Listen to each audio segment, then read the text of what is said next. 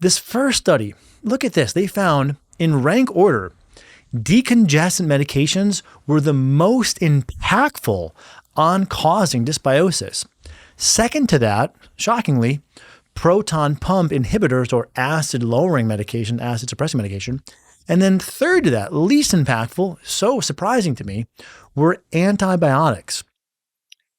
Now, we are going to be doing a follow-up specifically unpacking this study, and we're currently analyzing to see if there are certain decongestants that are more benign and certain decongestants that are more disruptive or dysbiosis-genic, I guess you could say.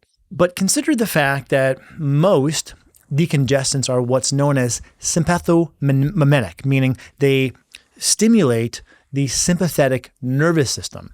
This can be beneficial. It can help with fatigue, and it can help through vasoconstriction to open up the nasal passage and allow you to breathe. But we also know that stress, when levels are too high, when there's too much activation of the sympathetic nervous system, this can lead to dysbiosis.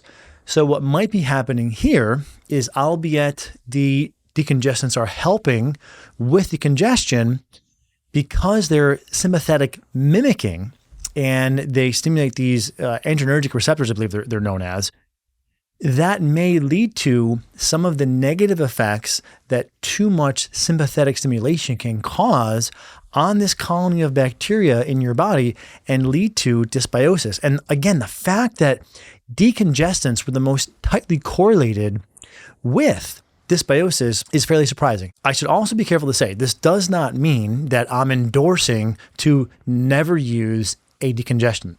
When I'm sick, I will use them on occasion. And it's just important to have sort of a healthy contextualization of these findings, meaning, especially if you have seasonal allergies, right? For the occasional cold and flu, probably not going to be enough volume of use to have an appreciable impact, or at least I wouldn't think. But if you have seasonal allergies and you're using decongestants in an ongoing fashion, maybe look for other options first. Now, certain dietary changes have been shown to improve congestion. And if you know someone who's gone, let's say, on an elimination diet, you may have heard, I cut out dairy and I was less congested, or I cut out X and I was less congested. So that's one thing to consider. Probiotics have also been shown to reduce various congestive conditions like rhinosinusitis, like conjunctive allergy. So important to also keep that in mind, that there are tools. There are natural antihistamines that can also be helpful, like bromelain and quercetin.